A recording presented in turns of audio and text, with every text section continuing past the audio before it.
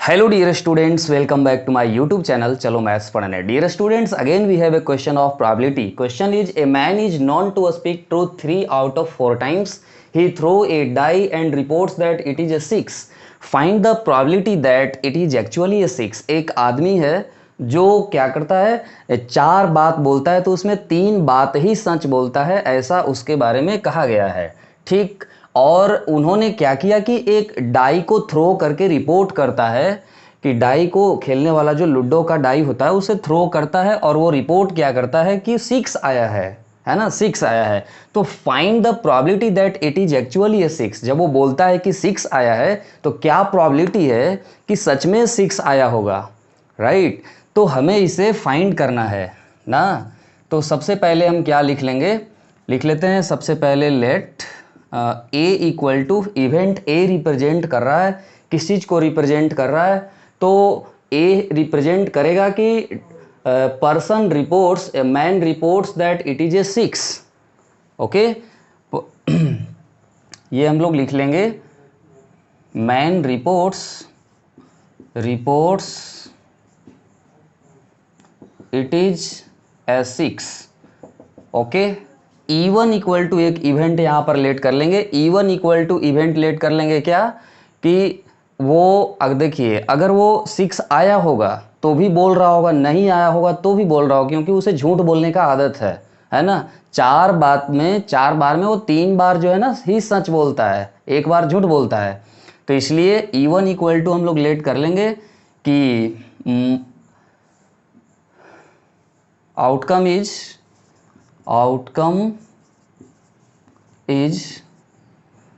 6।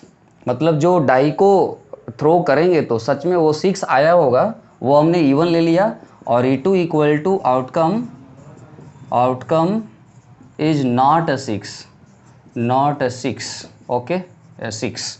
अब ध्यान से देखिए यहाँ पर क्या है कि E1 को होने का प्रोबेबिलिटी क्या होगा, E1 को होने का प्रोबेबिलिटी हो जाएगा 1/6। अब बोलिए क्यों, क्योंकि जब आप डाई को थ्रो करते हैं तो उस पर क्या क्या लिखा होता है, 1 to 6 नंबर्स उसमें डिजिट्स होते हैं।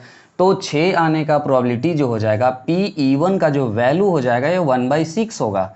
अब बताइए जब 6 आने का प्रोबेबिलिटी 1/6 है तो 6 नहीं आने का प्रोबेबिलिटी क्या होगा, 1 में से उसे सब्ट्रैक्ट कर लेंगे। Then we get PE2 equal to 1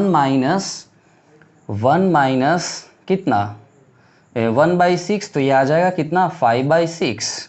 okay, और इसके बाद क्या होगा, तो अब इसके बाद ध्यान से देखिए जब वो आदमी बोलता है कि 6 आया है तो हो सकता है सच में 6 आया हो या हो सकता है कि 6 नहीं भी आया हो, है ना। तो हम एक बार क्या करेंगे कि PA/E1 निकालेंगे। PA/E1 का मतलब होगा कि अगर सच में आउटकम 6 आया होगा, अगर उस पर 6 आया है तब वो आदमी भी बोल रहा हो कि सच 6 आया है, मतलब उसे सच आने का प्रोबेबिलिटी, सच बोलने का प्रोबेबिलिटी, तो ये होगा 3/4।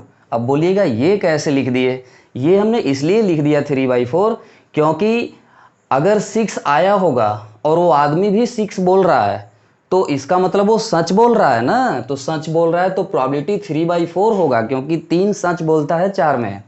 अब ध्यान से देखिए PA/E2 क्या हो जाएगा, तो इसका मतलब यह है कि 6 नहीं आया है और वो आदमी बोल रहा है कि 6 है, इसका मतलब इसका प्रोबेबिलिटी होगा 1 - 3/4। तो ये आएगा कितना 1/4। Okay, now we have to find that probability that is it is actually 6। आदमी भी बोला हो कि 6 है और रियल में 6 आया है, इसका क्या प्रोबेबिलिटी है। तो we have to find PE1/A। Okay, we have to find PE1/A using Bayes theorem. We can calculate its probability very easily. Now using Bayes theorem,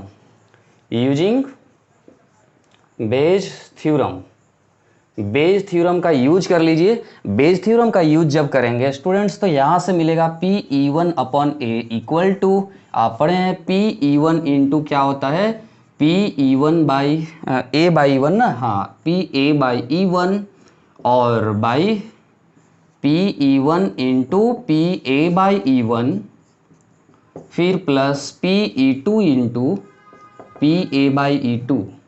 ये आप बेस थ्योरम में पढ़े हुए हैं, राइट। अब इसके जगह हमें सिर्फ वैल्यू सब्सटीट्यूट कर देना है इनका, और हम लोग प्रोबेबिलिटी आसानी से फाइंड कर लेंगे।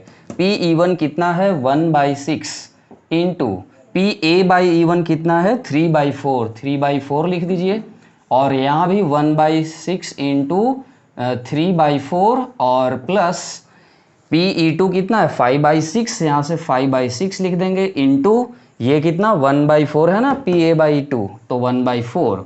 आप इसके बाद सॉल्व करेंगे, यहाँ से मिलेगा कितना 3/20। देखिए 24 नीचे भी एलसीएम होकर के कट ही जाना है, तो ऊपर हम 3 लिख देते हैं, और नीचे क्या होगा 3 प्लस ये 5, 8 means 3/8 is it's correct answer.